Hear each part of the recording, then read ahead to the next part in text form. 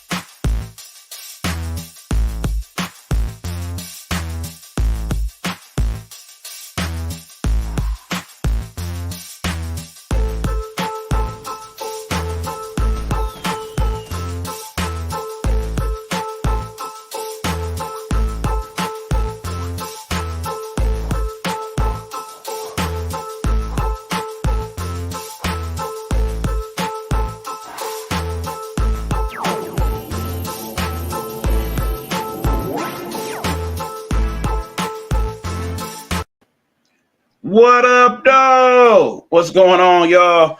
Your boy EB in the building, and it's Wednesday night, so y'all know what time it is. It's time for that show we call Gametime Audible, where we come talk to y'all about all the sports and what's going on and whatnot.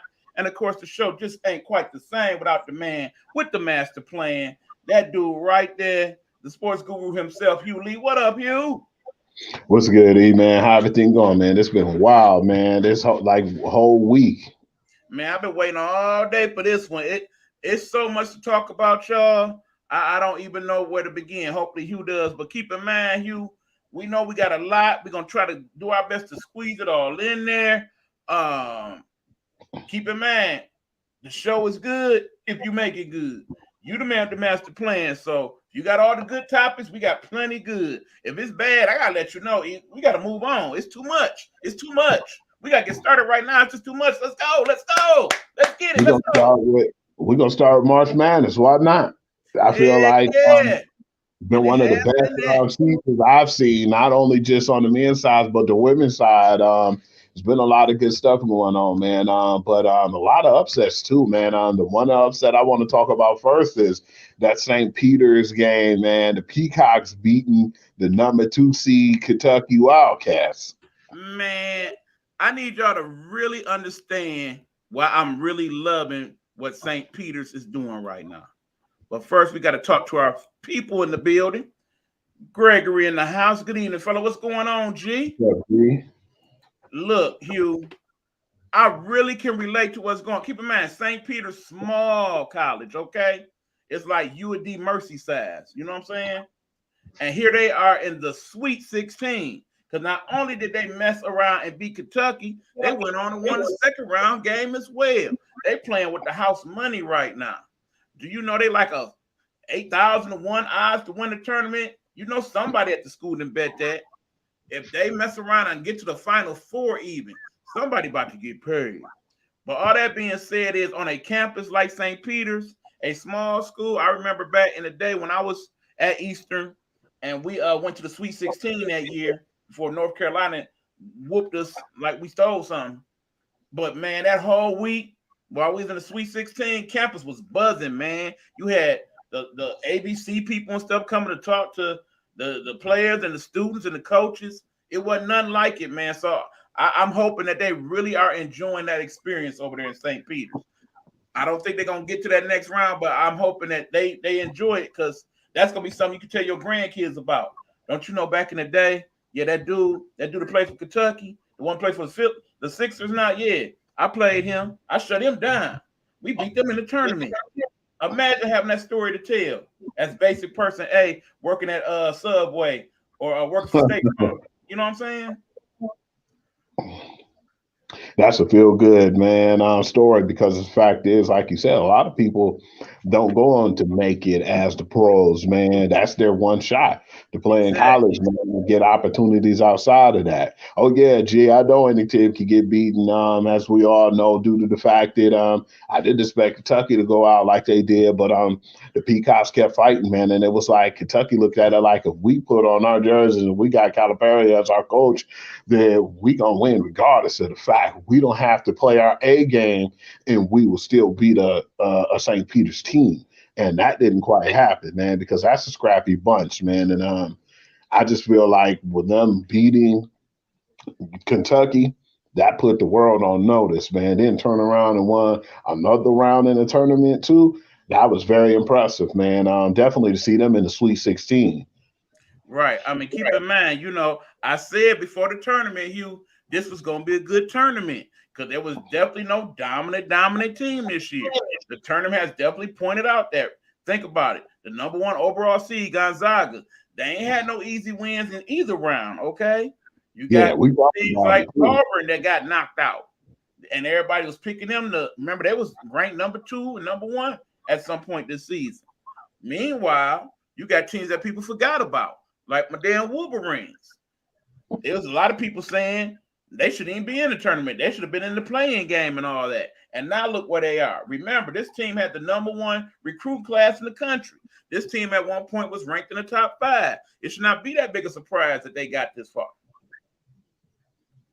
No, man, it was just will and determination. The first game, man, I got a little nervous, because they're 11 seed and they took number 16 Colorado State, so people eventually feel like they were there, but it was a good ride.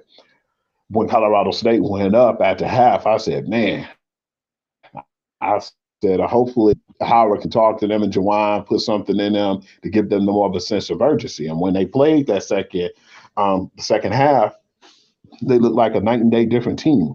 Just really glad that he gave them the motivation to move on too, because them beating Colorado State in the fashion they did, it was really showing that this team was relevant and they belonged all along. Right. The one thing I really like, speaking of Michigan, the fact that remember what happened at the end of that second game where he went to the guy on Tennessee and consoled him about losing.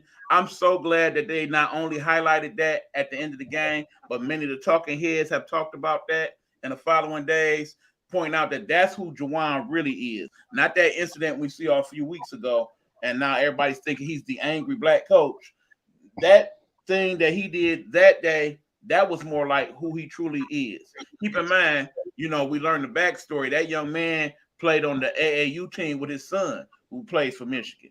And that's why, they actually have a relationship outside of the team. But that being said, I was really thankful that got saw, so people start putting the bad mouth on my man Juwan, because he really is a Yeah, good. because Tennessee, a lot of people didn't have us beating Tennessee, and they came out strong that first game. And I was like, man, hopefully we can hang with this team. I said we will see a lot about what Michigan's made of if we can, at least make the game close by the half. And once the game got to the point it was starting to come to a closure, the defense really stayed up and they came to play, man. I was really surprised at how they maintained and how they came together as a collective unit, too. Even with one of our star players, the point guard, being injured, they basically said they don't want to take the risk for him and they didn't want him to do anything that they regret that might hurt them in the long run. Because, maybe he won't be available this season in the tournament. But at the same time, they don't want to make it to the point where he was only worth playing for us this year. And I was definitely glad to see they still persevered through everything. They still came out on top. That was really good. That was a gritty game, but it says a lot about Jawan too. Not only when he consoled and showed the class with the young man who lost and let him know, and consoled him. It's always the next year. But those guys, a lot of guys are seniors on these teams too, man. So when you lose, that's it. So Right. yeah.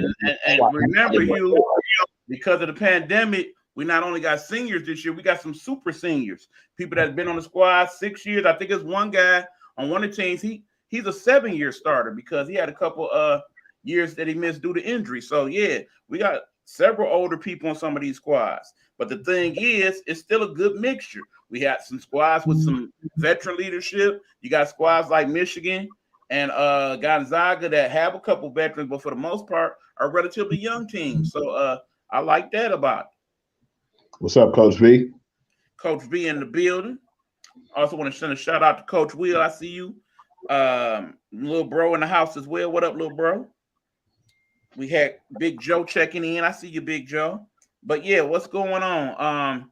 It's so many good stories from that weekend in terms of the men. and people bringing their A game because they realize nobody is that intimidated to where we can't beat them. You know what I'm saying? There is no team with so many dominant forces on it that we are out of the running. It's in the realm of possibility for all of these games. So we might as well come and not just participate, but try to take this boy over.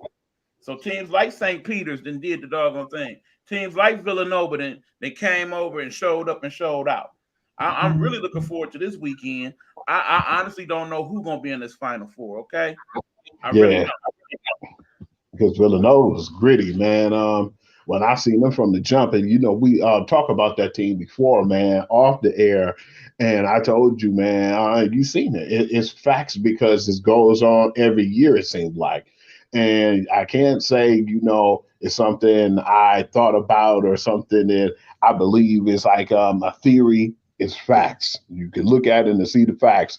Villanova either be a 1 or 2 seed who can go all the way, or they one and done. That's just how they built. Yeah. Actually, that's my cousin saying what's up, fam, to us. Young Hugh, what's going on, D? What's going on? Long time no Oh, what's see, going cuz. on, cousin? Good to see you. Got my cousin Terrence in the building too. What up, Terrence? What's going on?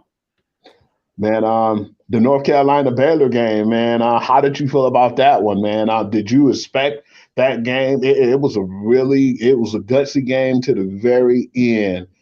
What I was upset about, you already know, E. I'm gonna talk to you about it because I'm a huge Tar Heel fan. The uncharacteristicness of Brady Manick for one, which I told you I still felt like after that blatant foul, that elbow, he should be suspended. But at the same time, when I seen Caleb Love fall out the game after having a 25-point lead, man, they almost choked. But at the same time, we can't talk about what could have been. We're talking about what happened. And North True. Carolina came in and they beat the one of the number one seeds, not the overall, but the defending champions, Baylor. Yeah. Yeah. And I'm not surprised Baylor got put out early. I kind of felt like they was playing over their heads most of the season. Their division ain't quite as good as say like the SEC or the Big Ten. But that's something else I want to talk about. The fact that the Big Ten got 9 teams in, but when all was said and done, they basically didn't show up like they should have. I was kind of disappointed at their overall outlay. I think right now we got what 2 of the 9 teams left. So yeah, that's not so Yeah. good. But you got to understand, too, it wasn't really a good road for one of the teams, and it was just hard. But it was a hard bargain, man. Well, basically, they were playing with the house money on this one. You have, yeah, and I'm not going to disrespect Izzo because Izzo one of the best coaches there is. But when you talk about Coach K, Coach K is college basketball. And to have those two play each other, and the game was so close, but the discipline of Duke made them survive. And I think it's more or less they playing on the strength of they know that they're trying to go all the way for Coach K, man, to have him go out on top. So that was a hard game right there. And I figured too, I said, it ain't no way I see Duke losing this game. And the game was so exciting and it was so close. But at the end, they just put enough plays together to win that game. That was definitely my favorite game on the men's side this weekend. And in the end, I think the reason why Duke won that game because they just had the better athletes. I mean, keep in mind, I'm really interested to see what happens now when Coach K leaves. If Duke still remains Duke, or if they have like a kind of falling off, so to speak. I mean, because think about it. For all those years, all you had to do is be like, "Hi, I'm Coach K." Everybody know who Coach K is if you playing basketball. That dude walk in your living room, you like, that's Coach K. He want me to go to Duke. I'm going. And keep in mind, other people may talk you out of it but in that moment, when that dude walk in your house, he probably ain't even got to say nothing but boo boo, your mama look good in blue. You going to Duke. You see what I'm saying? It's Yep. certain people that had that. He is one of them. It's just It's gonna like be hard to replace that Coach guy. Saban walks in your house. We want you at Alabama, son. And I don't care if you was born right there across the street from Auburn. That's still gonna make you think for a minute, like, damn, Alabama want me? I'm going.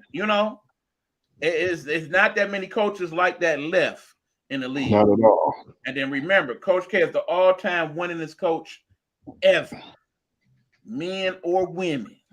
in college basketball. You don't just replace that. There is no replacing that. Not at all. But Because that being said, it's at least about 5 or 6 future NBA players on that Duke squad. So I'm not surprised they won't. all right, Eban, we got to talk about one of the upsets too, man. Miami. We already kind of talked about it, but I feel like they've been playing really solid, man. And this doesn't surprise me to see how well they were playing, but just a disappointment in Auburn. And Charles Barkley called it. He said, this is not really a good and polished team. He said they're a good team, but they're not a great team. And this is why I don't see them advancing. He said that he called that game before the game was even played. And it was a surprise, too, that how bad they lost. That was the main thing. I'd understood if it was like a St. Peter's or we shocked you, we won by like maybe 5 points or 4 points, but man, they got beat down, man, 79-61. And I just feel like I was more or less disappointed because I felt like they could have played better and they should have played better, like you said, from a team who was number one for a while. Yeah, I mean the whole thing is it's something about the Bruce Pearl teams. They just don't seem to get past a certain point.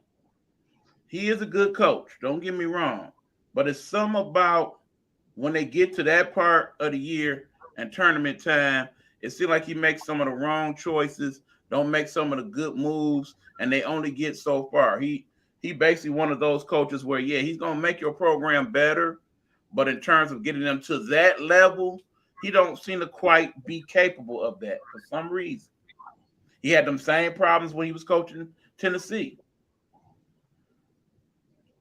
In your favorite game was the Michigan State Duke game. My favorite was a really wild to the last minute game, the Iowa State Wisconsin. Man, That's one of the teams that I know you might have been talking about too when you said it was a lot of teams in the Big Ten and they just didn't show up. That game was crazy, man. It was so back and forth. But to see the 11th seed Iowa State come out and beat Wisconsin, I was definitely shocked too because I just feel like you said, a lot of people said, well, Hugh, maybe because the Big Ten beat up on each other so much that they were gassed. But I said, no, man, I just felt like Wisconsin didn't go out there and play with the same grittiness as Iowa State did. That was my opinion. I mean, people low key need to kind of do their research on Iowa State. That's actually a pretty good athlete school, Hugh. Not only are their men's and women's team in the tournament, mind you, but also the gymnastics team ain't that bad. They do pretty good at track and field. They had several people in the wrestling championships that was held in Detroit this weekend. It's a school that don't get a lot of pub because it's there in Ames, Iowa, basically literally in the middle of nowhere in the country.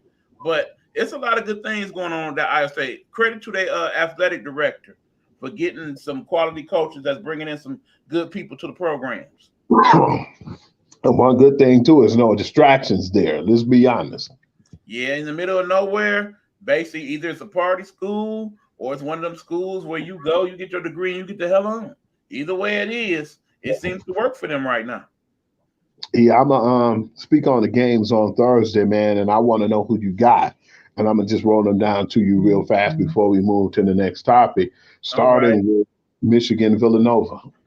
Well, in the ideal world, of course, I want my Wolverines to advance, but they got their work cut out for them. Remember, Hugh, I told you I watched a lot of Big East this year, and one of the teams that I definitely liked out of the Big East was Villanova.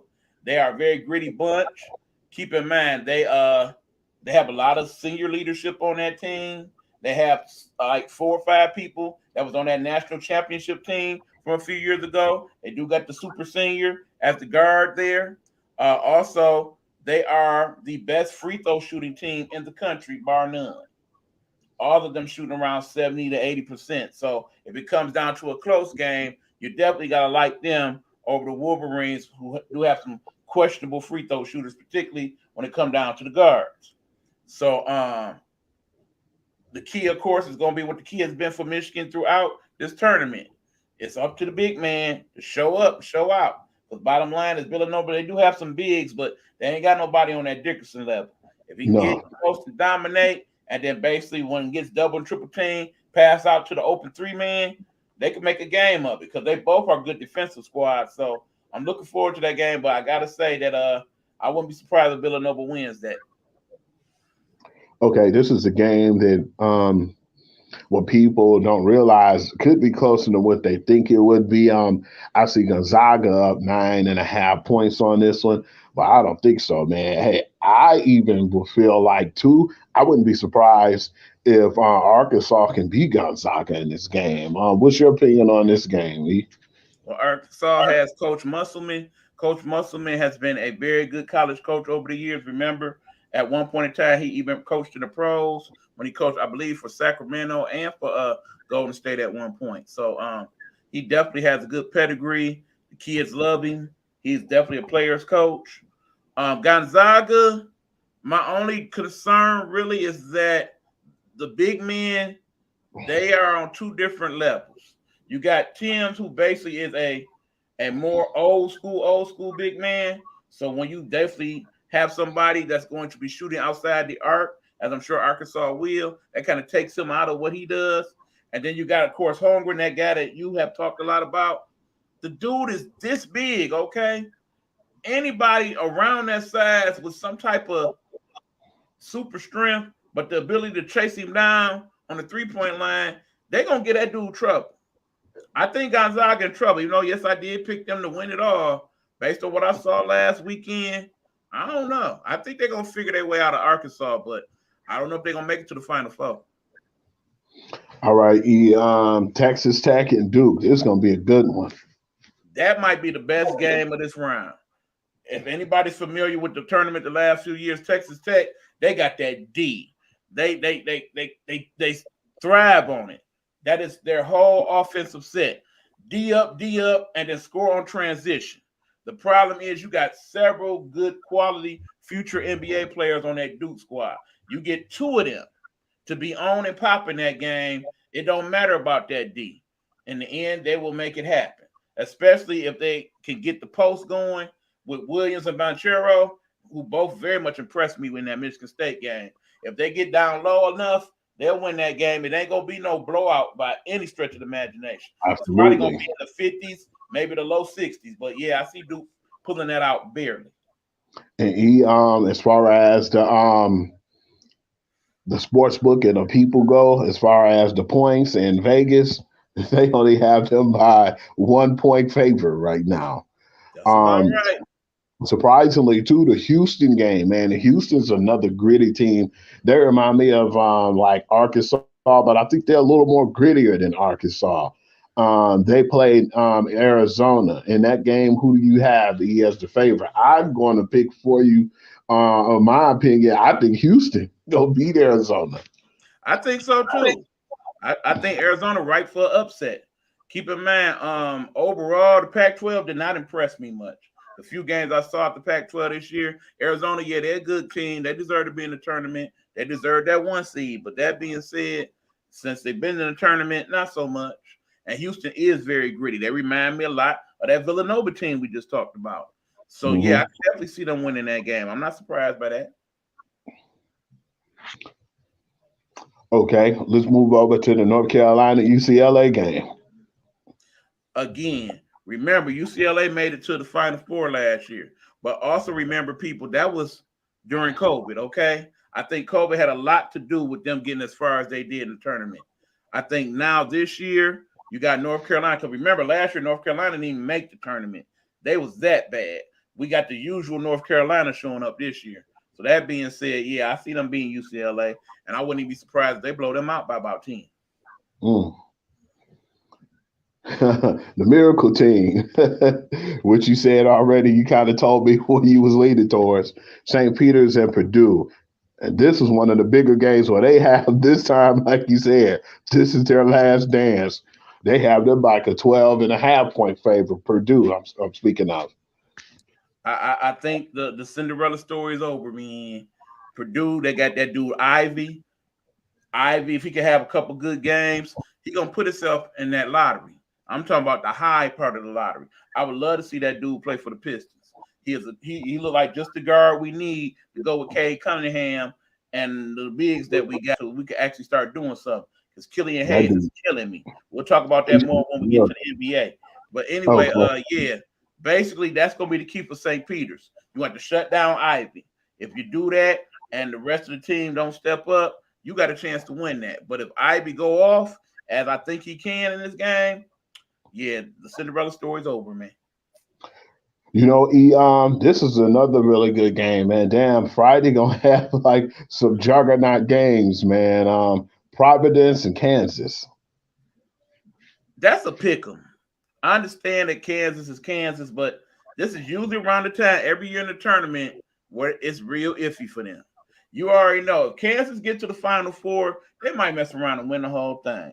But if they're gonna lose, it's gonna be right around in here. And Providence has been playing with the house money. They're not even really the third best team in the Big East, truthfully. But they gritty. And like I said, I'm starting to see that the Big East definitely played a brand of basketball that was a little different than everybody else this year. I think we didn't give Big East enough credit. Not Yeah, only in absolutely. terms of the men's side, but the women's side too, that we'll talk about. Mm-hmm. All right.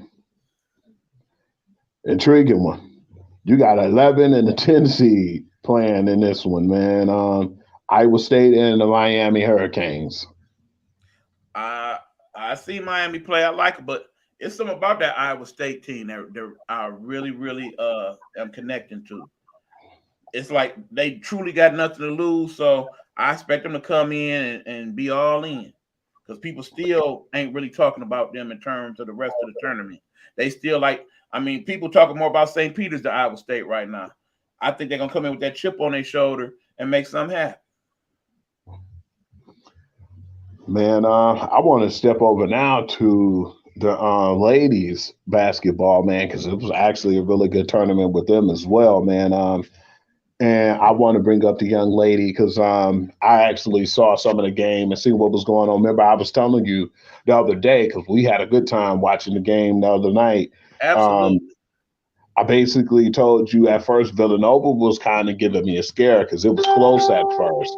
But then out of nowhere, the Michigan women, man, they basically pulled a rabbit out they hat and they cruised in that game.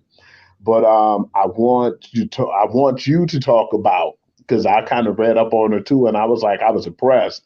Um, Nas Hillman. Uh-huh. Well, Nas Hillman basically been the team leader since she walked on campus. Keep in mind, in the last 4 seasons, Caitlin Clark and Nas Hillman have had the most 40-point games out of any two particular scorers in the country between the two of them. That's just how good Nas Hillman is. I mean, basically, she's a 6'1" forward. She pretty much puts you in the mindset of like a Karl Malone in terms of being able to score in the post, have a nice mid-range game. Is a good rebounder, good defender down there, a decent passer out the post. She is definitely the juggernaut of that squad. But that being said, it kind of brings me, keep in mind, I'm deep into Coach Oriema. I keep up with UConn faithfully. And one of the things that he and also the Stanford coach said prior to the tournament is that they felt like a lot more of these games this year will be closer because they're starting to see a lot more parity in the league.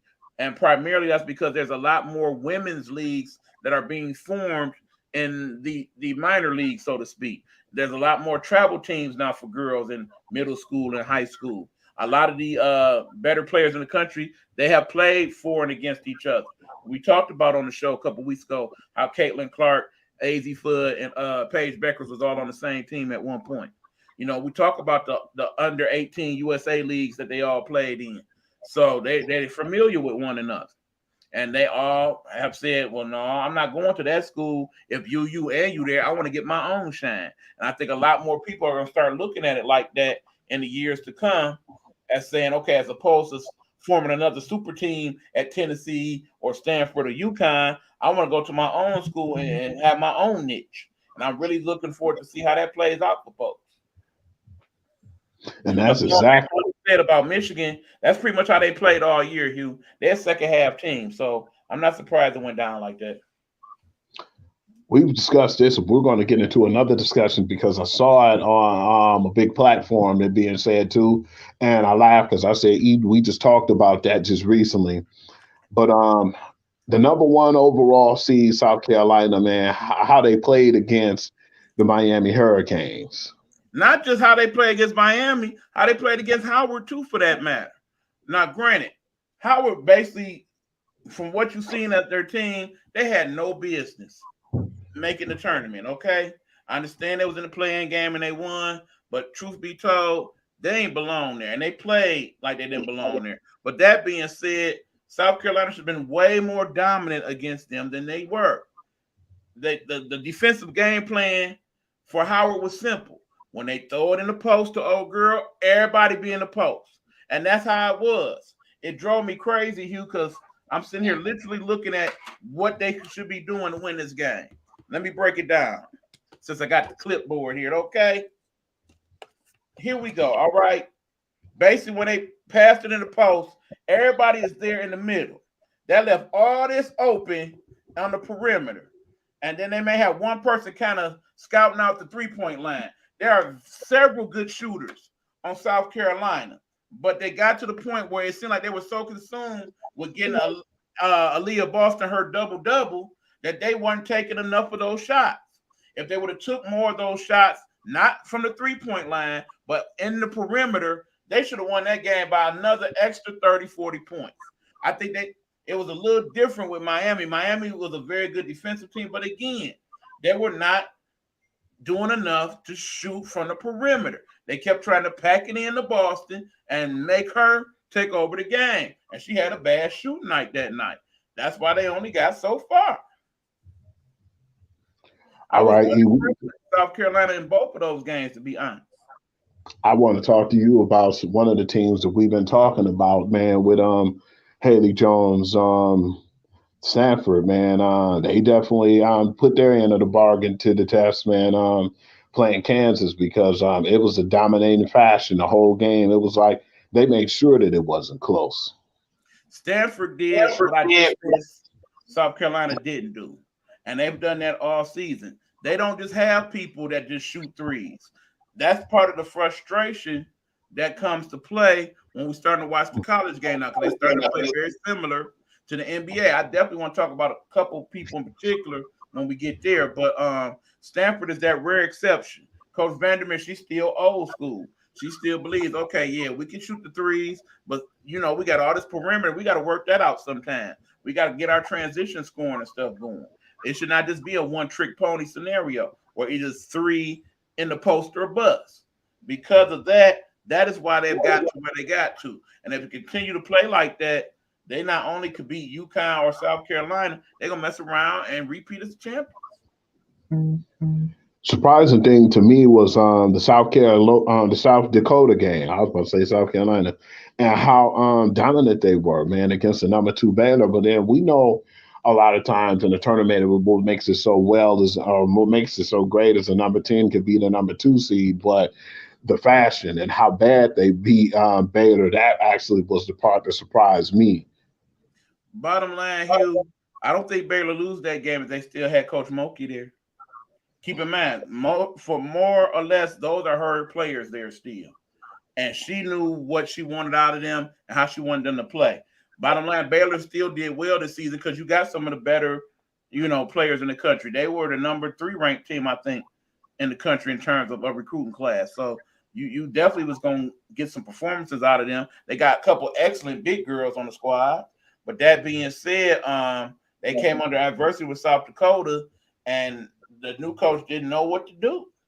That's why South Dakota pulled out. Like I said, Mulkey was on that squad. She would have called timeout. She would have made some things happen. They would have won that game. Ain't no doubt in my mind. And granted, Mulkey, her team, LSU, lost this weekend also. But that being said, she still did well considering what they had last year as opposed to what they did this year.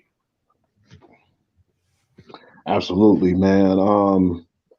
We talked about this one, and it broke my heart because this my squad, and when I started looking into more of the college women playing, man, and you showed me some of the videos on her. I showed a couple of my boys, and they were even impressed. And they was like, "Man, it's really funny how things evolved and how just the game, women's sports, is just to the point where you could look at their game, or you could look at an NBA game and look at a WNBA game, and they run and they play at the same pace. It seems like when you're looking at them, it's like if you close your eyes, if you weren't paying attention to the girl names, it's like the same tempo, the same style, and the same gameplay, man. And I started looking into it, and I enjoyed what I've seen. But what broke my heart, man, to get to the point was Iowa was a team that I at least thought would go a little farther than what they did. And when they lost, we talked about that too. I said, man, do you think that they can, with the two women they had on their team, um, Monica, and speaking of Caitlin Clark, do you think that they can make a run? Do you think that they can go all the way? Well, that was basically not the case, man, because it was a close game, but the number 10, Creighton, came in and they upset them. And I was the last team I thought that was going to beat them, definitely in this round. Well, see, I'd be lying if I said I thought they could do it. That being said, because I'm a big UConn Huskies fan, I, of course, have watched pretty much every game they played this year and watched a lot of the Big East in general since they showed quite a bit of it on Fox. And shout out to Fox for not only showing a lot of the Big Ten and Big East this year, but also showing a lot of the women's game this year as well. I very much appreciated that. But that being said, Creighton played UConn pretty tough the couple games they played them. So I'm not surprised that they were in that game. I am surprised, however, that they won. They were very greedy. I mean, they got to the point in that game where it's like, you know what? It's 5 minutes left and we still in this thing. I think we could do this. And they found their way. I mean, bottom line is it just didn't make sense. Think about it. You had Iowa in their home court, okay? The place was off the chain. I was telling you about that. Out of any crowd I saw this weekend for any game, men or women, that was the loudest, most raucous crowd that I saw. And that being said, they went into that very hostile environment and found a way to beat Iowa at their place. Problem I had was Caitlin Clark. She was not selfish enough in that game. Sometimes you just got to understand that you are the best person on the court and you need to utilize the skill set that you have to take over. It's the same issue I have when we talk about that other game in a minute. Some people, they just have a skill set that's on other levels, and they need to understand, recognize, and do that. As their teammates, you can't trip because you already know she be eating you up in practice all the time. So let her do her thing. That's why Iowa lost that game. It wasn't enough Caitlin Clark at the end. You know what type of range she got. You know what type of Yeah. handle she got. You know what type of ability she has to not only shoot from the perimeter, but actually play the low post at 6 feet tall. I didn't see enough of that. That's why they lost. Yeah, I was definitely disappointed in that one, man. Definitely thought that she'd be a little further going into the tournament, but this is the best part of the year, man. What we expect is always something that won't happen. I know a lot of people bracket busted, and a lot of us was upset with some of the outcome of some of the games, but Mm-hmm. that's just the way it is. That's what make the college game so great. And But see, it's something I thought about just now. Remember, we got the good old transfer portal. Did you see that being a possibility? Caitlin decided, I want to win one before I leave college and transfer to one of the bigger schools. man, that'd be great, man. And I know it's not great for probably people who are from Iowa to see her leave and go to another school, but it'd be great for the game just to see that, man, and just to see how well she played.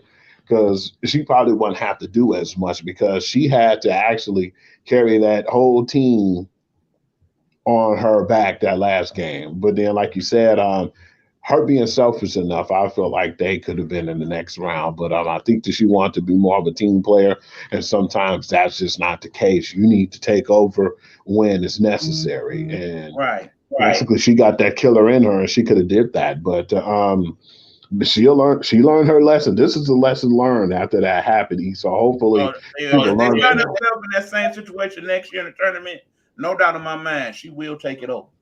Absolutely, and which she should. E-Man, are you aware of what you said it was going to happen? You didn't know when, and a lot of people felt like it was time and the time was going to happen. I'm switching to the NBA now. Well, hold on. Now, before you do that, we got to talk about the one other game. I can't let Okay. you get away with that. Oh, what you talking about the Notre Dame game? No, I'm talking about the UConn game, of course. Yeah, we got to talk about that because we had a I ain't field gonna day let with that game. I'm not gonna let you get away with that. Yeah, Nobody we had a saying field we day ain't with talking about that. Alabama football. Come on now. But anyway, look, here's the thing. Again, y'all know that's my squad. You know I love them girls, but that game Monday, that was not good. That was not good. That being said, you got to give UCF some credit. They came in that game gangster. They came with a very solid game plan. I think these girls soft, and we're gonna rough them up, and we're gonna play them tough. We're gonna get up on them and get up in them, and we're gonna D them tight. And I don't think they're ready for that. They ain't seen that this year, and they're absolutely right. Not even when they played South Carolina did they get D'd up like they did in this game. And it definitely affected them. Keep in mind, they are the type of team that scores well when they are the defensive juggernaut and they get a lot of points on transition and whatnot. They didn't get a lot of that in this game. That's why it was only in the 50s. Same problem that I had with Caitlin Clark, I had with Paige Beckers. Paige, you 100% now? Play fearless, okay? Take over this game. She should have took over the game. You could just see Gino wanting to pull all his hair out because he knows what she is capable of. Keep in mind, we are not privy to the practices, but everybody says about the practices at UConn, they are tougher than any game they will ever play in, and purposely so. He tells you in his press conferences, I make sure I make practice a living hell so that when we come on the court, we're able to have fun and do things because I know we're prepared. That's why I know this week at UConn, oh, they catching hell. They catching hell every day until they get back to the next round because we won't see no more of that. That was not them at their best. AZ did not play extremely well. The big Duhas, I don't know what Duhas was doing in that game. I wanted her out the game. I couldn't stand her in the game. She looked like she was a 1,000-point scorer, and she looked nothing like that. They definitely had her on lock. And again, Ducharme, who basically played great stretches during the season, she was a no-show in that game. It's like they play like that, they're not making it. The streak of what is it now, 26 something consecutive Final Fours will be over. Yeah. And that's just crazy to even say. 26 consecutive Final Fours. That's nuts. But yeah, that's basically what I said about that. I mean, bottom line is UConn and South Carolina, y'all got to do better. Otherwise, next week when we talk, we'll be talking about neither one of y'all because y'all gonna be out the tournament. Yeah, because that game, it was just really, they played them real good. The defense was real gritty. I think the reason why, honestly, UCF couldn't pull that game off, too, they made a lot of stupid mental mistakes. A lot of things we saw them do, we said it's not necessary for the game, but they did what they had to do to intimidate UConn, and I think a lot of that intimidation was in them too, man. How the girl went to the floor with Paige and kind of, got physical. I think that was something they've never seen before, and it took them off their game a little bit. Right. That being said, watching a game with this dude, it was fun, Hugh. We had a good ass time the other night, man. I mean, yeah, we did. It was like we was there in the crowd, man. A lot of what we was talking about, we couldn't or should not talk about on the air. But Lord knows, if y'all could ever watch a game with us one day, that will be entertaining as hell. I'm just saying. We had a good time that game. We laughed the whole time, man. When it was time to get serious, we got serious. Yeah, right. It was a good game, though. Just the observations and the nicknames alone, Hugh. We had a nickname for everybody by the end of the game. It was crazy. We went to the crowd and it got even funnier, man. It was just a really good game to watch, man. It was fun time. Speaking of E, You already know, man. I hope you're ready, man. You don't forget April the 20th. That's our day, man. This is our first game. We're gonna definitely have a good time, man. Them tickets will be here on time too. So yeah, hope you're looking forward to that one. That's the first game. You can at least get that one out your way. Yeah, like I said, our plan for you and myself is to check out some games live. Now that we start to get to post pandemic and whatnot, and of course, we're gonna at least take a couple pictures and have a couple observations for y'all. Hell, we might even broadcast live for a minute or two at one of the games. Who knows? Mm-hmm. But yeah, we'll do that. I'm ready. I'm definitely ready. Absolutely. But yeah, okay. So what we got next, Hugh? Man, I just seen this. It popped up on my phone not so long ago before the show, and then my eyes lit up, and I tried to hide it so you wouldn't see it. But we knew it was gonna happen, but we didn't know it was gonna happen this fast. I think the playoffs is coming, so that's why it's more relevant now. The NYC mayor expected to lift the COVID mandate.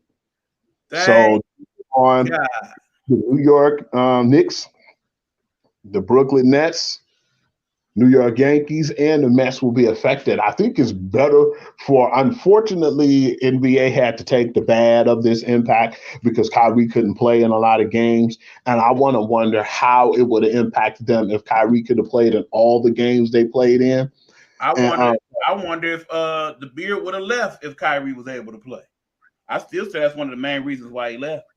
I feel like, yeah, because I feel like he didn't feel like the team really was all in when they supposed to be too. So yeah, I definitely agree. That was a lot of what happened, and it's really crazy to know now all of a sudden. But then that's gonna make more money for New York anyway, man. This whole we're gonna open up things now in April, right around the time of the playoffs.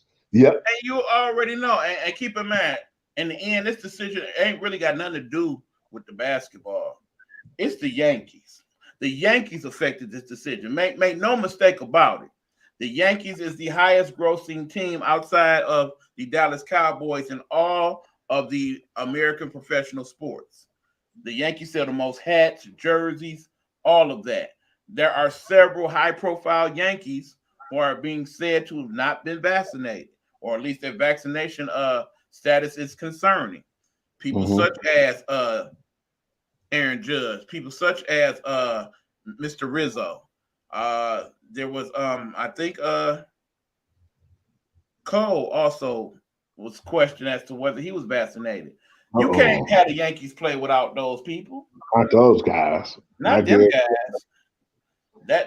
That's a very significant part of the squad. And it wasn't just them three. So I think that was the pressure that was put on the mayor to change this by that particular team more than any of the other ones.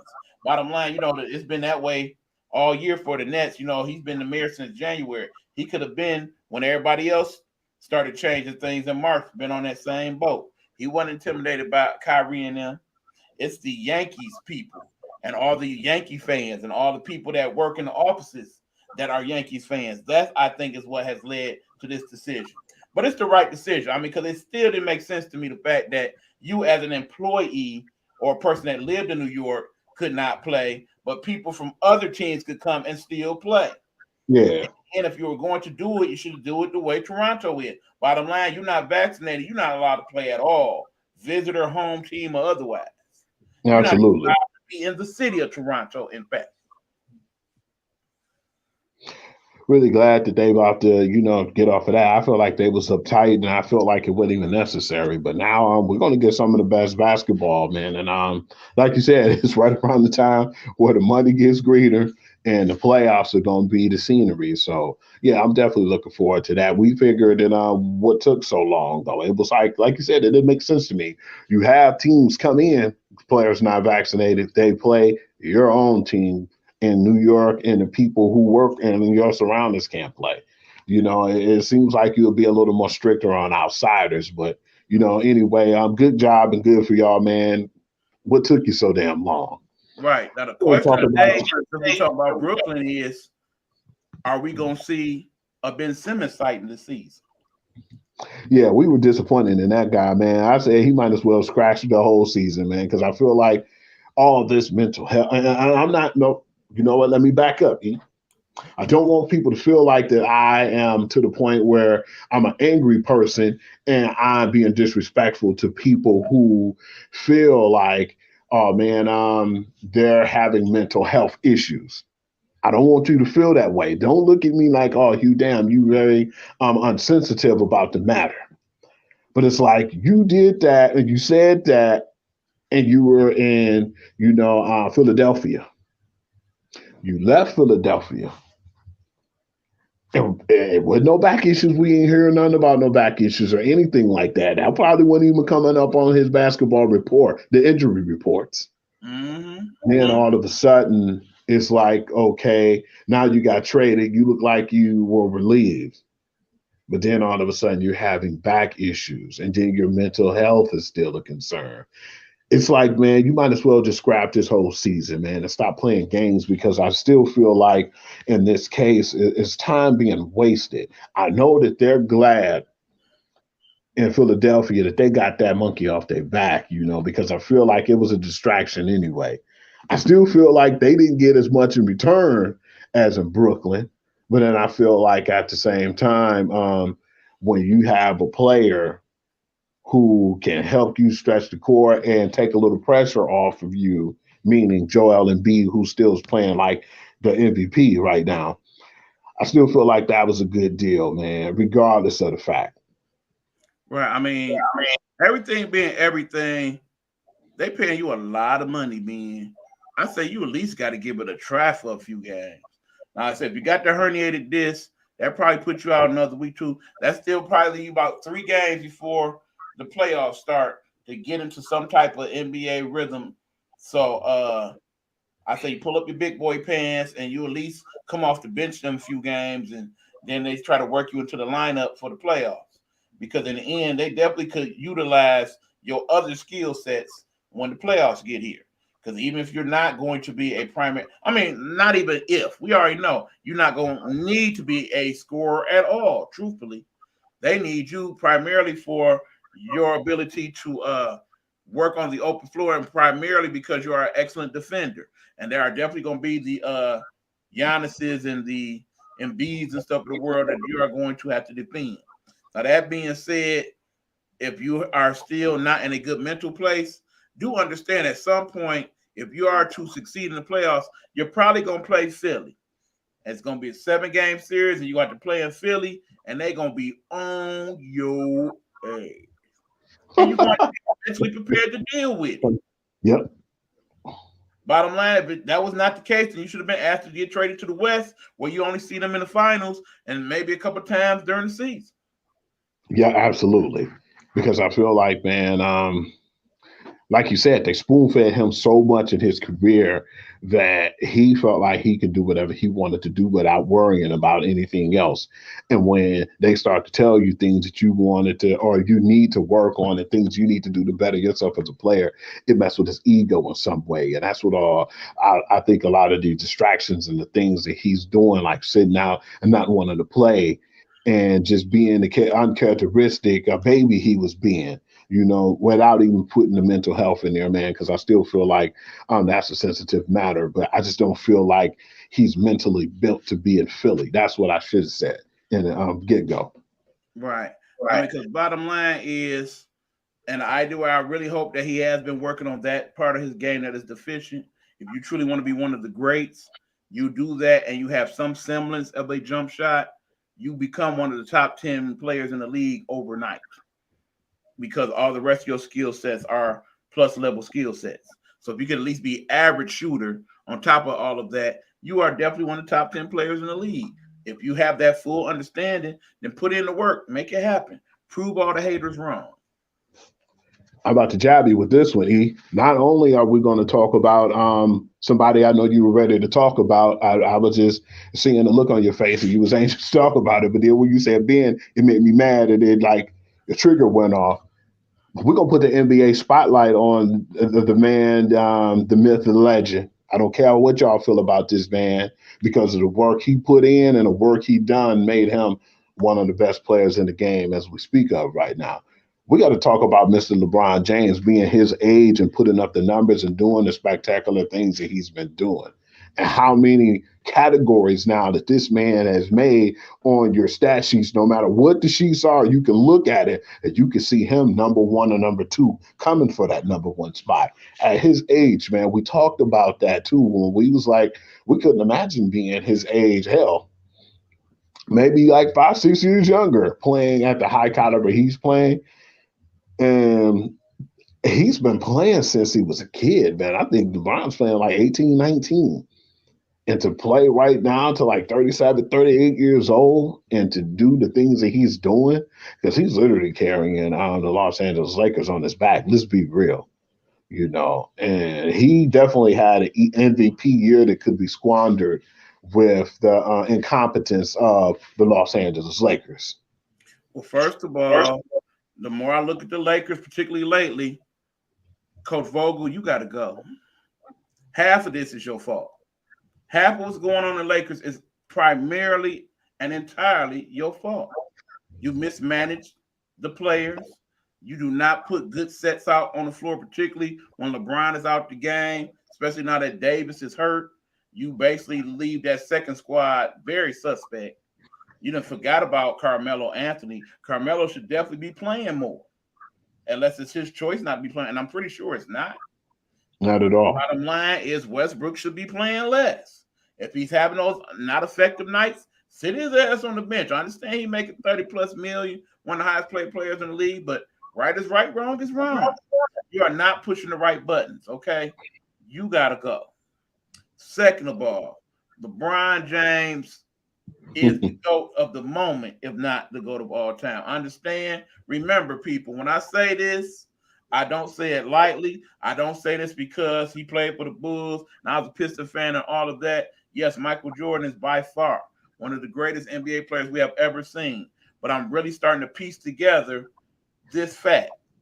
Understand, LeBron James at the age of 38 is very likely going to lead the league in scoring, something nobody even close to that age has ever done.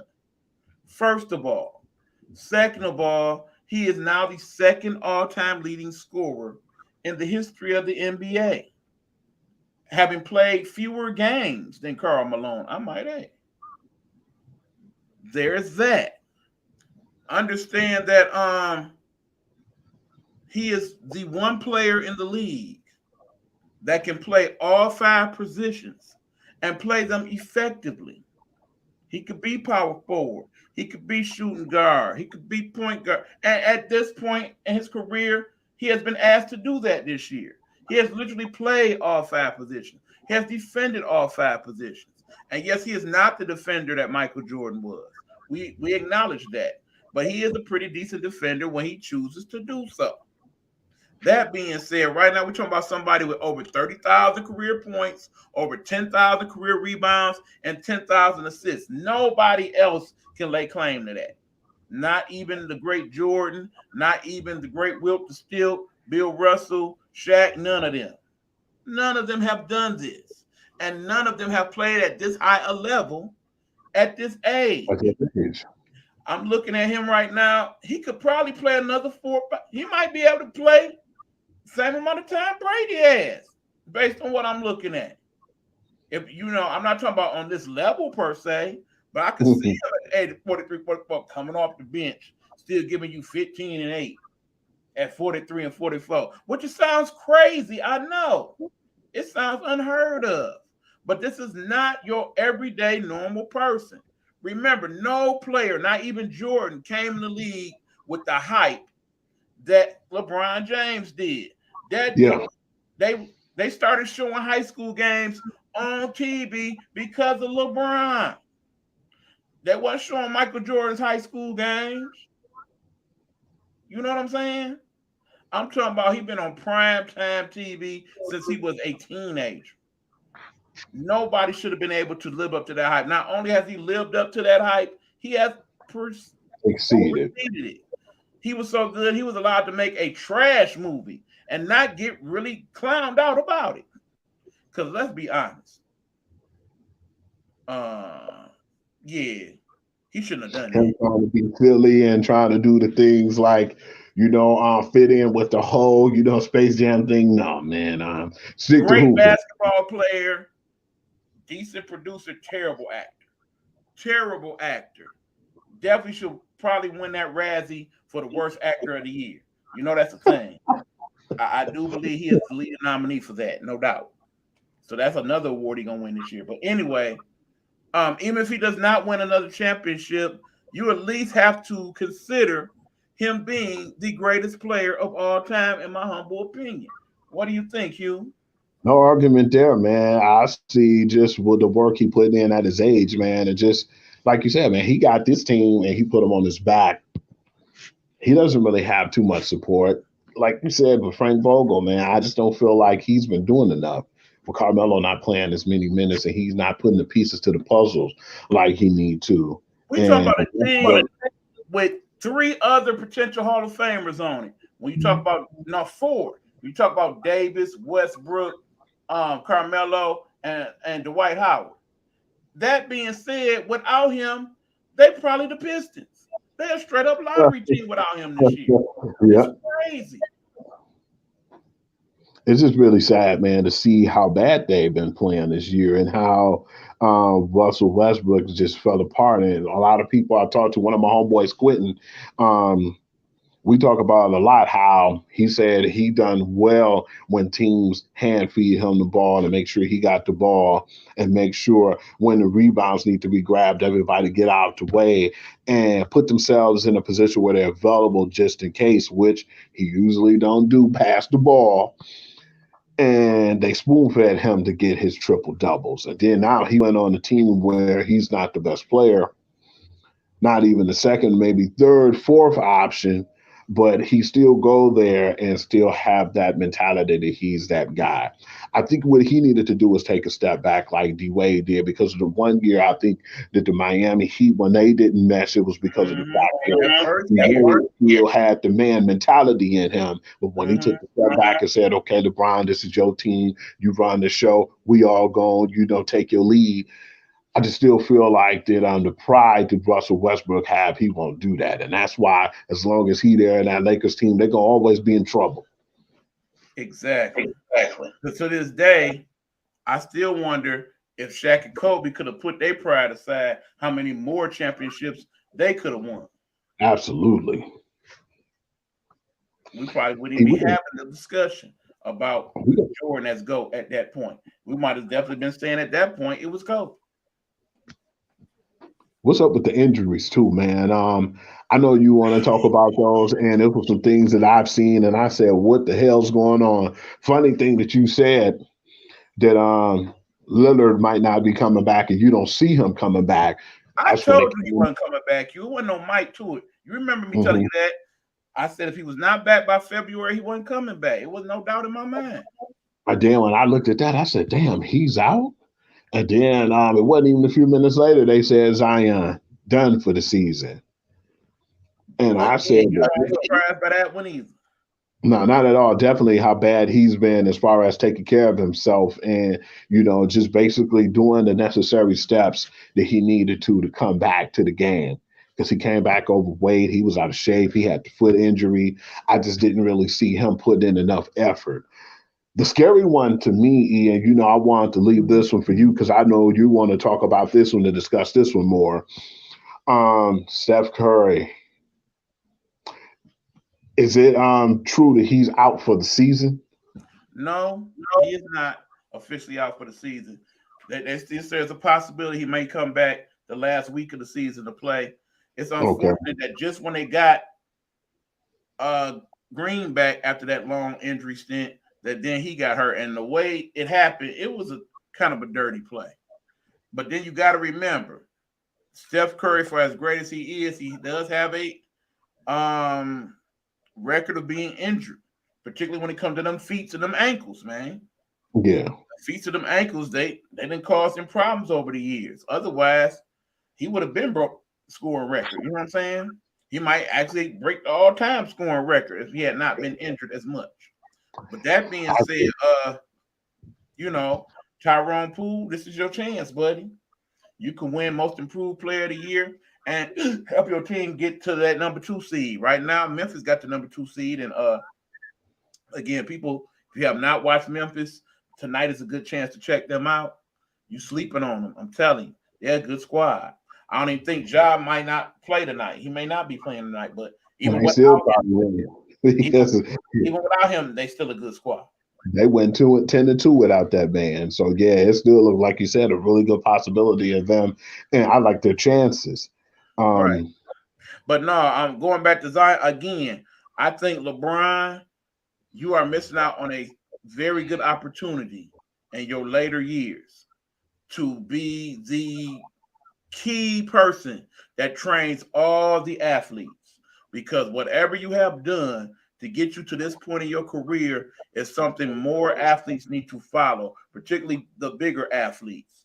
Bottom line is, I need Zion to humbly go to LeBron and be like, teach me the ways, oh wise master. And I need him and AD and a couple of these other folks to go on over there and live with LeBron and train with him every day and be his shadow. He ain't doing no movie this summer, so I need y'all to go and get the work in, and I need you to pay LeBron for his services because he gonna make you better players. yeah, I'm surprised with that too, man. A lot of players didn't reach out to him, man. And we know this. We've seen it in the past. So people can't be Mm-hmm. like, "What do you mean it didn't work?" Kyrie was constantly injured. He still had problems, here and there. But when he was in Cleveland that year, and LeBron James took him under his tutelage, man, the year when they beat Golden State, when they surprised Golden State, Mm-hmm. and beat them in that championship, man, he was the healthiest he's ever been. Not only he played the majority of the season, but he played the majority of the playoffs too, and that was like a sign of LeBron's work. Right. And like I said, it's just like back when Kobe was alive, God rest his soul. A lot of people used to go to him for advice and things to work on and things of that nature, just like he used to do with Michael Jordan back in the day. I mean, in the NFL, there's a lot of people that call up Tom Brady, like, look, what can I do about this and that and this? He is a guru in that regard.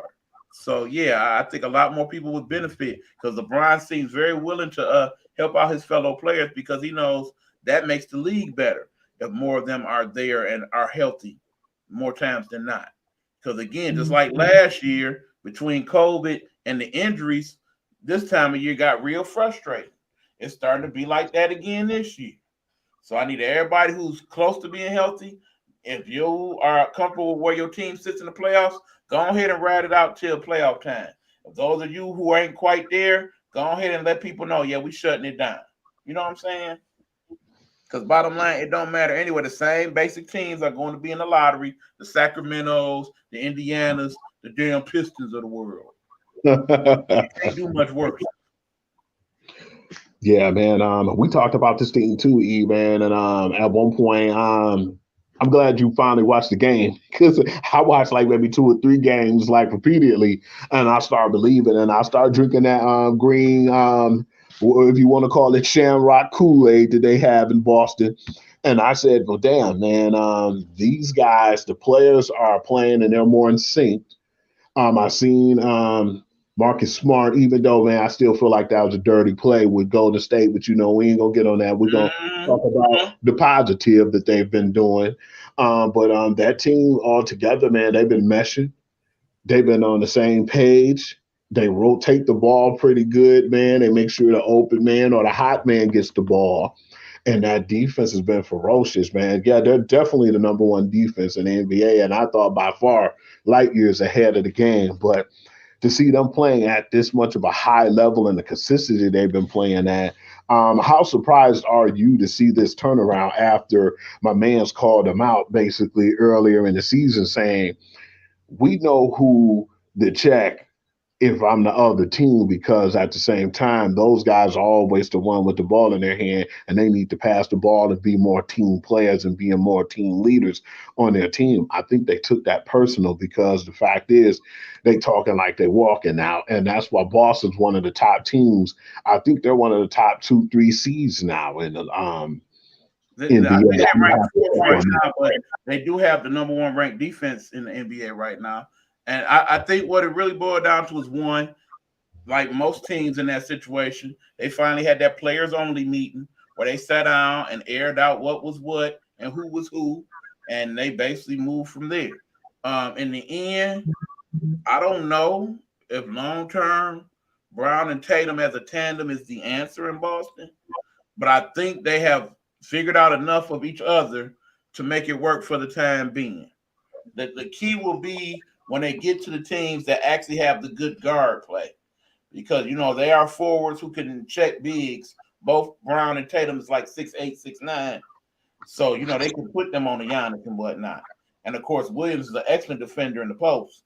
But that being said, the problem's gonna be when they play those teams with the quality guards. Teams like Phoenix, teams like Memphis, teams like teams like Brooklyn. Those are the types of teams that's gonna give them trouble. The teams with the good guard play, because they don't really have no powerful guard play outside of Smart. And Smart is Yeah, kind of like a poor man's version of Draymond Green. You know what I'm saying? He does things like Draymond, but not quite as well. they need an effective distributor to the ball, like a point guard at that Right. position. You're right. I had to apologize, but I believe they went from the seventh seed to the fourth seed with their gameplay. The funny thing is this: they're 45-28. Okay, check this. The team ahead of them, who is only a game ahead of them, is the Philadelphia 76ers. Okay, now you look at that going up to the number two seed, they're 45-27, and that's the Milwaukee Bucks. And then you see the number one seed, 47-25. Now they still got a chance to catch these guys, man. I'm not saying that they probably will be the number one seed, but it's a possibility because of the teams are so close. It's not really no gap and it's not no distance from the number four to the number one team, but 3 games. I mean, you got to remember right now, Boston has the best record since the All Star game, and two Yeah. of the three teams they lost to, granted, was Indiana and the Pistons. Is something to be said about that much, but beyond the realm of that, they didn't beat a lot of good teams as well. They didn't beat They the Lakers have. in LA. They didn't beat Phoenix and Phoenix. They didn't beat Golden State at Golden State. They look real good in all those games. So it's in the realm of possibility. And while we talking, one of those teams ahead of them is Miami. That's the team that has surprised me as far as the East goes. I really did not know that they were playing that good a ball over there like that. So I saw them Hmm. play the other night. Yeah. Did you see that game recently that came on? It was on Sunday because they've been showing them double headers on Channel 7. And I just so had to be off. I happened to be off that day, and it was a really great game. That Phoenix and Miami game that basically set the standards for Miami to see where they were at, and they barely lost that game. It was just a few bad decisions here or there. But you see Tyler Hero, the Duncan Robinsons, and you see how well Jimmy Butler and all those guys play, man. And I keep forgetting about Kyle Lowry being over there too, man. But at And the don't same forget Adebayo. That dude is definitely a difference maker for that squad. That's exactly who I was going to bring up. Bam Adebayo, man. That guy is one of those players who can play like the power forward and even try to play at the center position, man. Him being healthy in a long run would definitely, um, it might give them the opportunity to go back to the finals. I'm not saying winning, but he definitely give them a sure shot to go back. I mean, just think about it. Let's just say they finish. Let's say they manage to finish second. Then you, of course, get one of the teams that's going to be in the play-in game. Let's say that team is Brooklyn. On the one hand, you got Brooklyn, but let's just say they still ain't implemented what they need to implement in New York yet. So now you got home field advantage, and that works for you. But on the same token, when y'all go to Brooklyn, you ain't got to worry about Kyrie. Suddenly, you in the second round of the playoffs. You see what I'm saying? Mm-hmm. You keep home field advantage. At that point, you look up, and now it's you and the Bucks in the conference finals. It could very much happen like that for Miami. Yeah, because they definitely had the talent. I'd be damned if the people don't think so because you see that team, man. What surprised me is not only that they play well in a bubble, but what I think last year they had made a hiccup because I think after beating the Milwaukee Bucks, and we saw that, and he was like, "Damn, man, do they have their number?" And then they basically played thinking, "Oh man, we already have their number. We could get this team." And I just felt like they didn't come with that same energy and the same determination that we seen them play in the bubble. And I feel like that's what distracted them. We beat these guys before and they thought they had the formula, but at the same time, it was a couple of new pieces that came to Milwaukee and they showed them different. Right. Now, we definitely know who this is. What up, Coach V? Yo, what's up? That's definitely Coach V.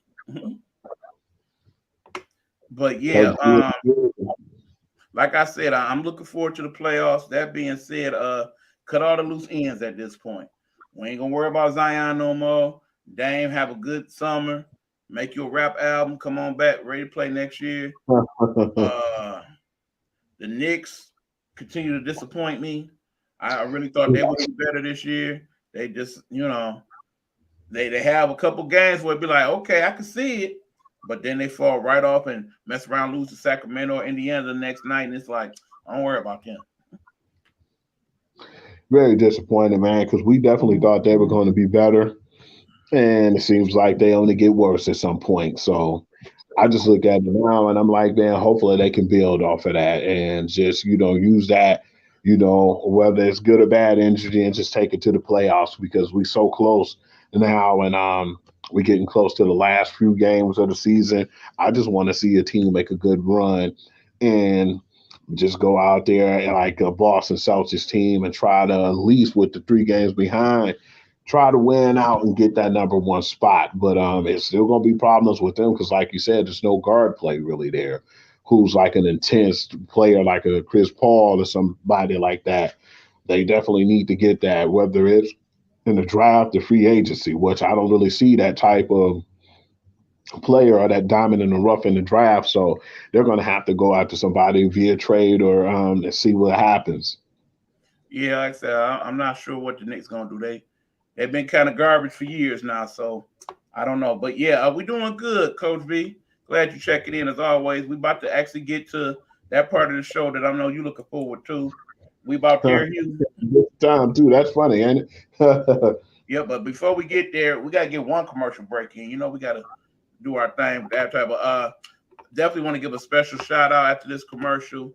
You'll know what I'm talking about, Hugh. Once we do it, it's somebody that's close to our Nighthawk Network family that we need to show some love to today. So we'll do that after we play these commercial messages. This is Gametime Audible. I am E-Beezy, E-Buck. That, of course, is Hugh, the sports guru. And when we come back, it's that time, y'all. It's time to talk some NFL because Lord knows the hot stove leave is on fire. We got to talk about it all if we can. All right. We'll be right back, y'all. We're not asking for your permission. We're not seeking your approval. We're claiming what's ours in the name of our ancestors. We are their answered prayers. This is more than a movement. This is a revolution. Black innocence. What are yours today?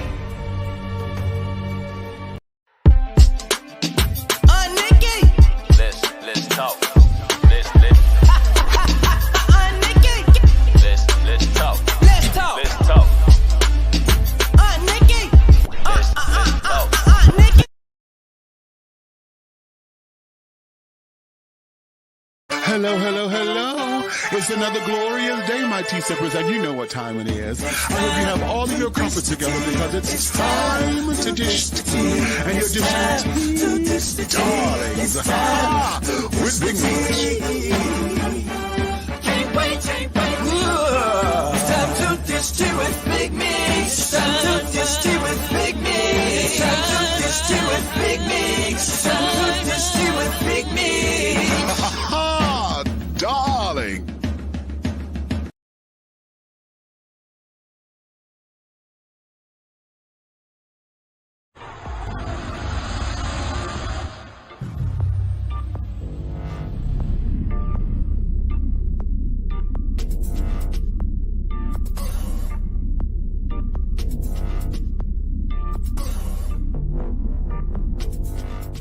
Come on now. Okay, black on. Get into it. Black on. Look at that. David Ford. Right there. That's his thing. Black on. He don't know Tom.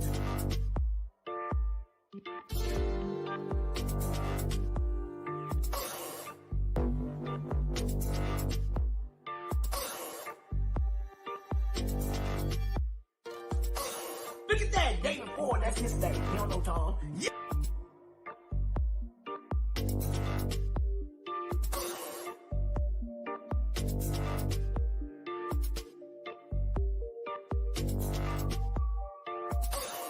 Yes. Oh, here we go.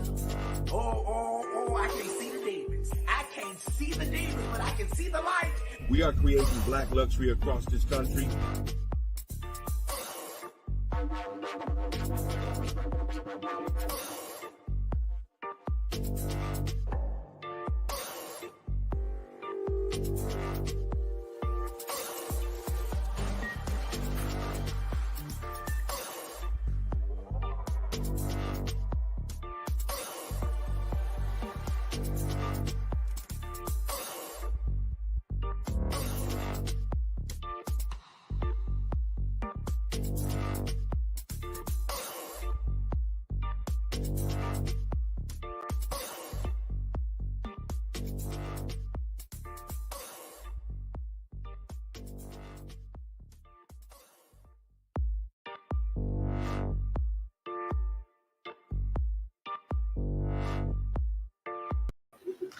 What's going on, y'all? We are back. This is Gametime Audible.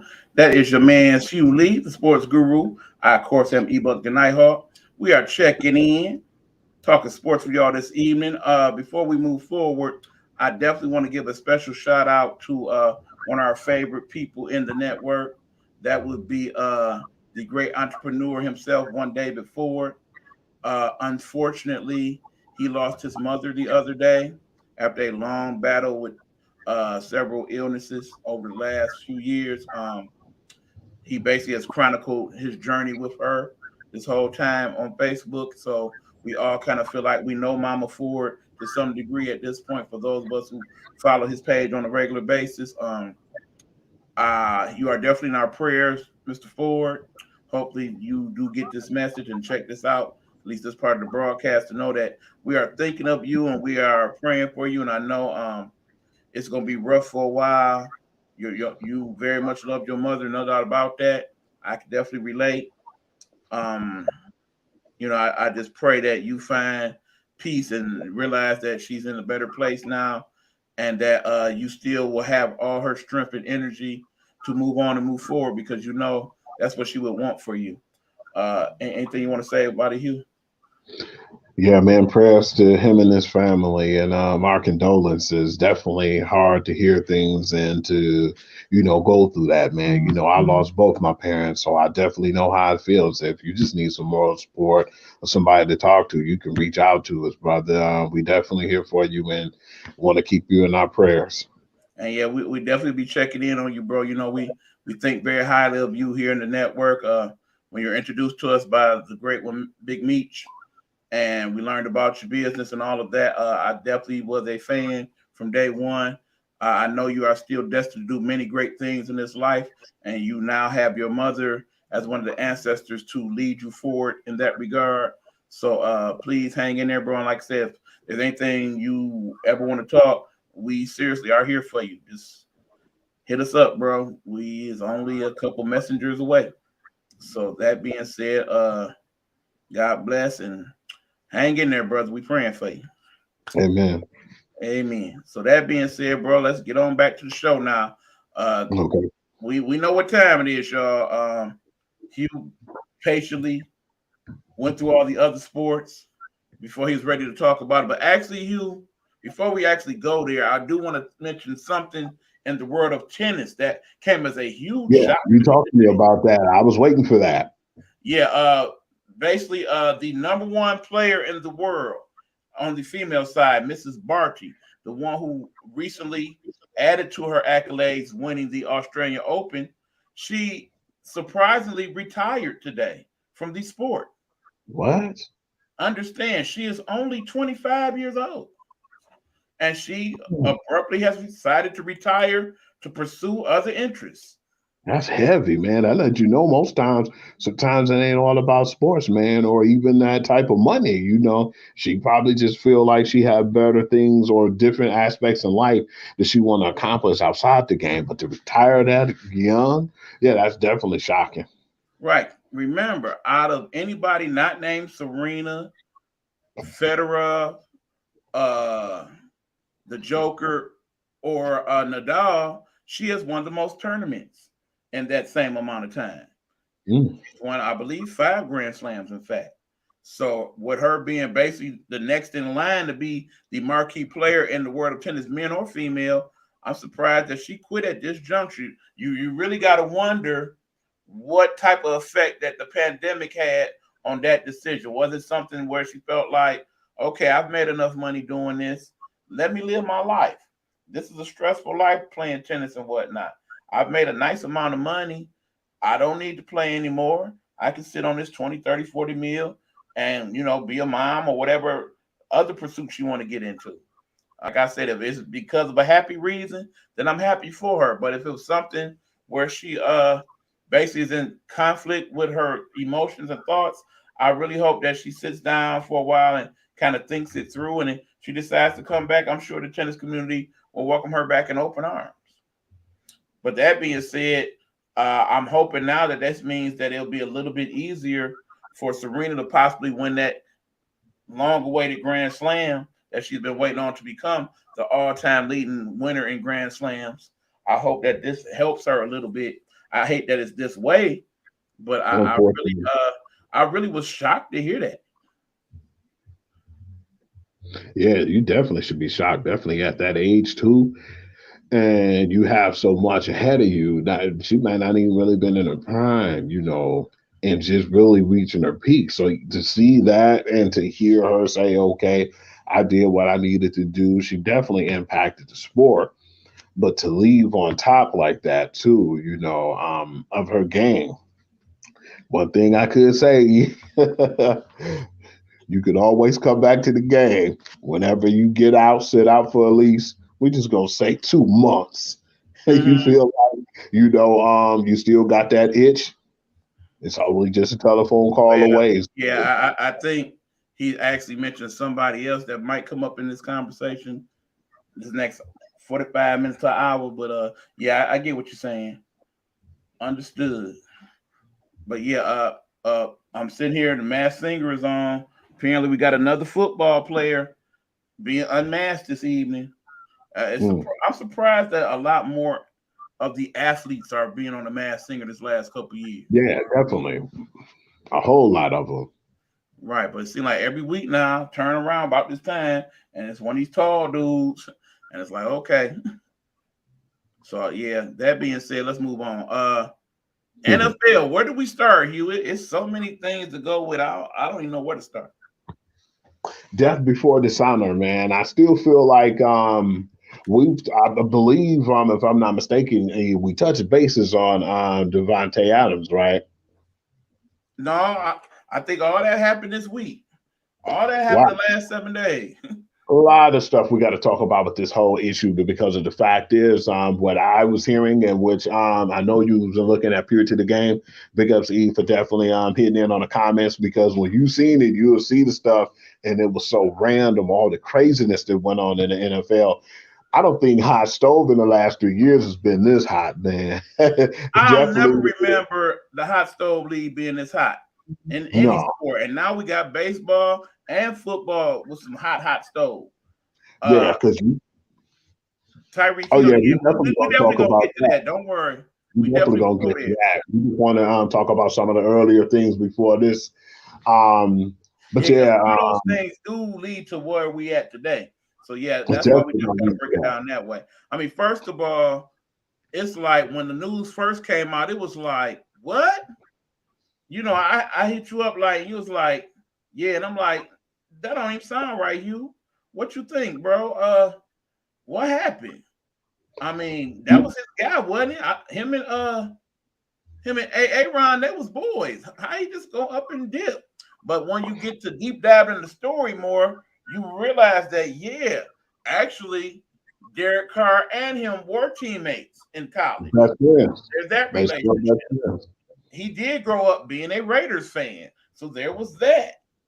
And then ultimately, he decided, yeah, I want to play for the team that I grew up cheering for. And my boy over there, and, they was in constant contact with each other. Now, here we are thinking him and Aaron is tight like that. But in actuality, him and Derek Carr are the ones that talk every day and stuff on the phone. So I think part of the decision was that.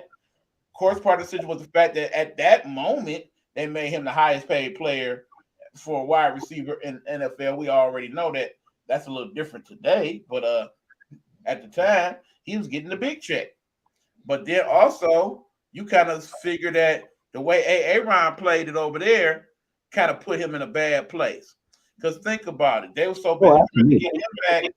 They were so busy trying to get him back in the fold that they couldn't give him the money that he was seeking. They were saying that in the end, Green Bay was willing to pay him even more money than the Raiders paid him. But I think it's because it was the way it got played. He was like, "No, I ain't even trying to hear that. Now go ahead and send me." Yeah, it got to the point where it got out of hand because when the whole deal came about, I said, "What the hell just went on and what happened?" Am I overanalyzing things? But then I said, "Okay, let me get to the gist of this and see what this is all about and see what broke down to have this happen and go into that carousel that it was in." It basically was a backlash, and I believe a lot of it had to do with emotions. A-Rod was the one who got that paycheck. He got a really big paycheck. But at the time, he was the highest paid quarterback at the moment. At that moment, right? When he got this money and he signed that deal, because at first I was like, he still didn't sign the deal yet. So what's really going on? And that's when you heard about Devontae Adams wasn't too happy. And he said, well, I'm not playing on the tag, so you might as well forget that. If you don't feel like you can honor me and pay me the money I want, then I can seek somewhere else. So right, and I think in the end, the other thing that upset him was the fact that the only reason why you tagged me was because you know that Aaron probably wasn't gonna come back if I wasn't here too. So you're gonna make it to where I got to stay and tie his hands in the mat. Did you know that before he signed that contract, they told him, "Hey, check this out, Aaron Rodgers. When you sign this contract and the deal is done and the ink is dry, Devontae Adams no longer will be here." Did you hear about that? No, I did not hear that part of the story. Yeah, Adam Scheffler put that up, and I'm gonna show it to you because I put it on my page, Pure to the Game, just in case y'all know what that is. Right. And yes, he definitely said, "Here, this is your contract. When you sign it, we just want to be honest with you. You want us to tell you more about what's going on with us and our decisions. He's not going to be here because they felt like they didn't like the way he handled when he got their franchise tag." And I believe by that time, Phillips was already hurt, and it was like it was no turning back. So that's when they was making deals and trying to will and deal and see who's going to be able to give them the trade that was worth, taking. And that's when the Raiders came in the fold.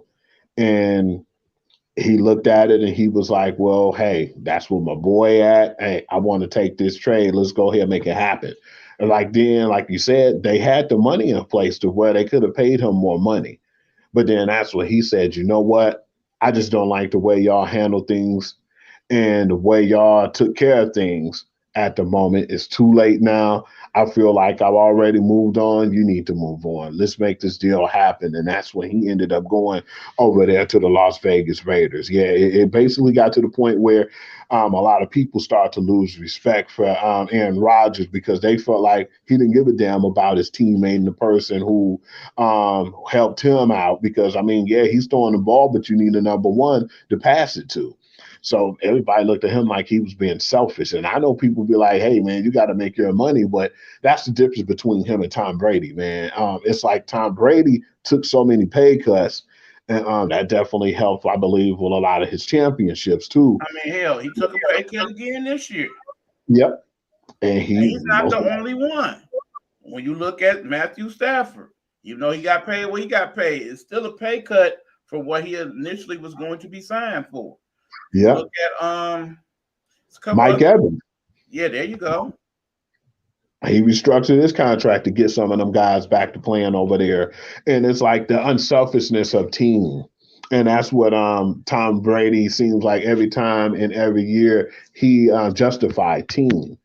But with Aaron Rodgers, self for the most part. I mean, I look at it like, well, maybe with this deal, he didn't really care about winning any more Super Bowls or anything. He just wanted his name etched in the record books as being a regular season MVP. And hey, I won my championship. Let me get paid.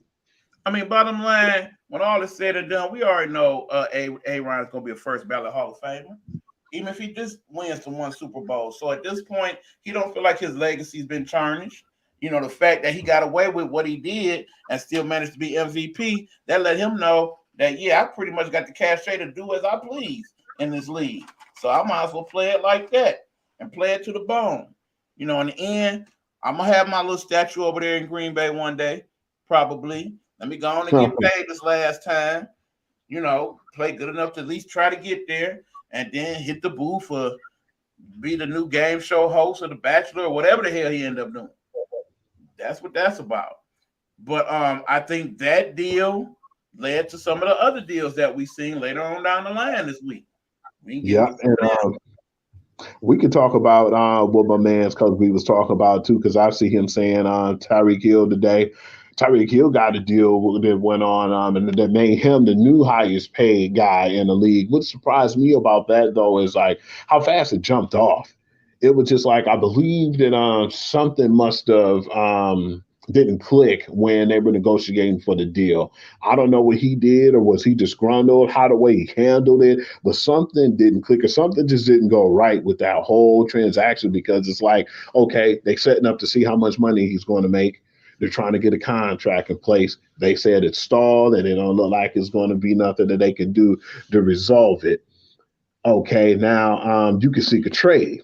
I said, what? They saying he can seek a trade after trying to negotiate a contract. I said, well, yeah, something must have really bad happened that made it happen. You making this way more complicated.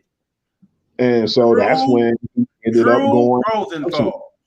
That's what happened to this whole situation. Drew Rosenthal. That money Patrick Mahomes made came back to hunt him. Let's be honest, because of the fact is, we talked about that. You said the first 2 years ain't going to hurt him, Hugh, but going into that third year, that's when it's going to start to impact the team. And we've seen Sammy Watkins leave first, but then that whole damn receiver corps going now.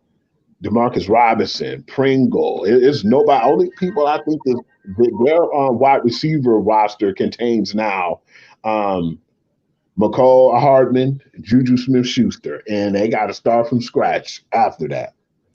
And yeah, you get it going. It ain't like leaving them with no scrubs, mind you. It ain't like the cupboard is bare, okay? But that being said, this is what I say happened. They were all but ready to sign him to something close to what your typical wide receiver was getting, 20, 25 million. Then this deal happens with Green Bay and the Raiders. At that point, the market goes up. Drew Rosenthal, who is the agent in the NFL, as you know, him and Scott Burris have a lot to do with several things that happened this week, low key. At that point, his agent goes to him like, look, you better than Devontae Adams. You done won a Super Bowl. You were 6-time Pro Bowl. You the fastest guy. He done put all this stuff in his head, and it's like, dude, you deserve to make at least 2-3 million more than he. So then we go to KC, and we come to that proposal, and KC already know they invested 50-something mil, and Mahomes 20-something mil, and Travis Kelce, and then the defense. We got to build some more of that up because we done got rid of a good third of the defense. We got to have money. We cannot put basically 20% of all of our money into 3 players. So yeah, somebody got to take the cut. We say it's you because that speed only gonna last so long. So we can't give you no long-term deal with that type of money. At that point, Rosenthal's like, look, I have some trading partners that's willing to do this. Can we make a deal? And basically this morning, Schefter being the guy that he is, it's like, I swear, people call Adam. I don't think it's Adam calling them. People call and tell him, look, this what's up. They put it out there so people know, yeah, this about to jump off. Let everybody know. So when the time comes, it ain't no surprise. So Schefter was on this boy early this morning that Tyreek Hill was moving, and it probably was going to happen today. And then pretty much as soon as they was reporting that, when I was listening to Colin Cowherd, there it was. Now I must admit, I was surprised that the Dolphins were the one that pulled off the move, man. Yes. Definitely surprised that it took the 1, the 2, the 4, and 2 other picks to get him. That was a big haul that KC got out of Miami. You know what I'm saying? But that being Yeah. said, him and Tua, how well you think that's gonna work?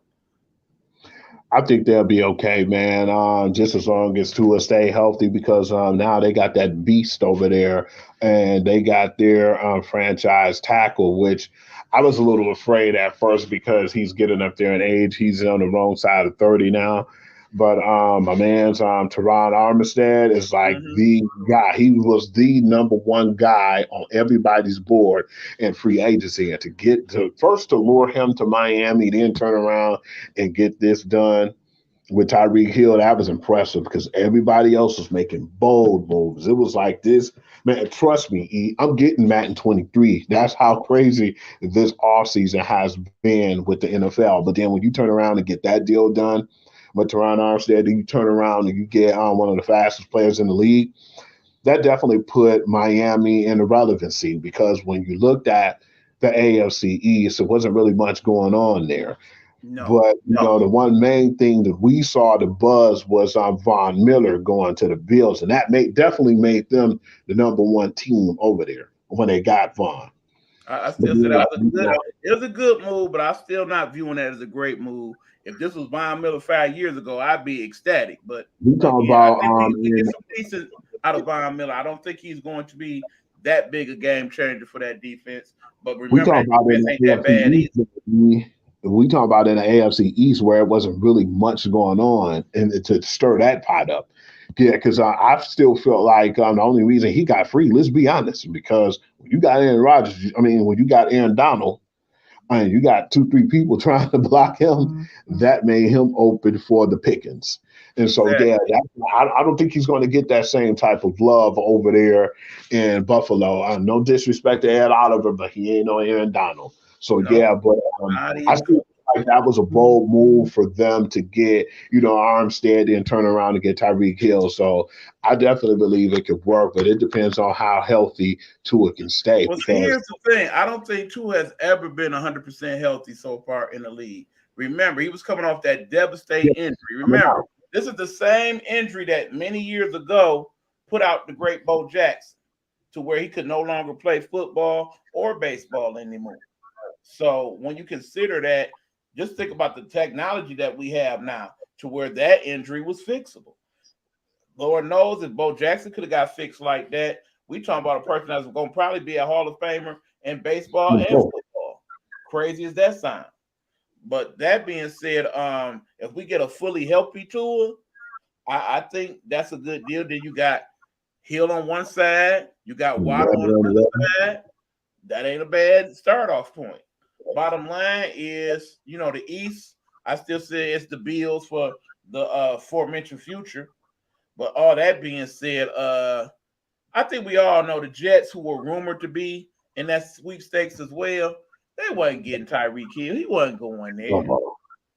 Not for real. I think that was just a stir up. Of course, you're going to pick Miami over New York, especially since Florida has no sales tax, so you get more of your money. Absolutely. That's why he the richest paid. That's why he got the richest salary right now. And then you get what, $120 million for 4 years, $73 million guaranteed. And basically, the way they restructured the contract, he gets $50 million of that the day he put his name on the dotted line. He gets to take that home with him. That's the thing. This guaranteed money thing seems to be the new trend now. Yeah, I'm glad you mentioned that too, because that's what we're starting to see more of. And then, them guys like, man, we see the NBA, we see the MLB, man. We want something substantial. We want something to basically say, regardless, because I've looked at some of them contracts, man, and a lot of them contracts are guaranteed like maybe 2 years or even 3 years, and the contract afterwards is void. And it's more like a what have you done for me lately type of situation. If you do well, and it ain't like they say, oh, this is going to be the length of your contract, Because if you do well, like within that first year, and then the next 2 years you're injured, or you kind of have a lack of production, they can get rid of you and boot you without, no ifs, ands, or buts about it.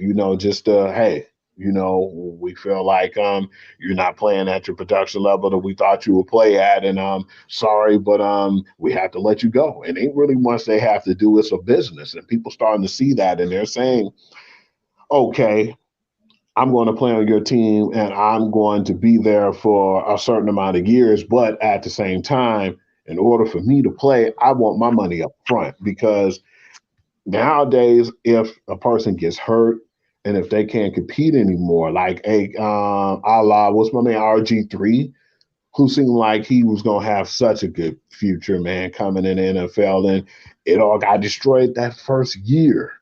So just imagine if he would have got an opportunity to get a contract and got some guaranteed money, because I don't think he broke. But at the same time, to get that guaranteed money, that's just basically securing people's future. And I think that's one of the best things that they start to do right now in the NFL. Get them boys that money up front, and, let their game do the rest. Okay. Read the chat, please. Ask Jameis. No, read the private chat. It's an issue. Okay. Unfortunately, people, sometimes when we do these shows, real life comes up, and I have a Oh, real life situation to contend with. So unfortunately, we're going to have to end early this evening. Hugh, if you don't mind, we can come back tomorrow and finish up around about 9 or so. Is that cool with you? that's cool. We could definitely start off with the NFL. That's basically what's going Yeah, to get like I into. said, because there's still several things to talk about, but yeah, this is something that needs my immediate attention. So unfortunately, guys, we're about to head out. Tune back in tomorrow. We're gonna finish up our NFL talk a little MLB as well. I can say y'all is pray for me. We got some issues. Hugh, when we end the show, don't go nowhere. I need to talk to you. All right, Okay. y'all. Sorry about this, but it happens sometimes. What can I tell you? No ending music. We just gonna cut it short. Peace out. Okay.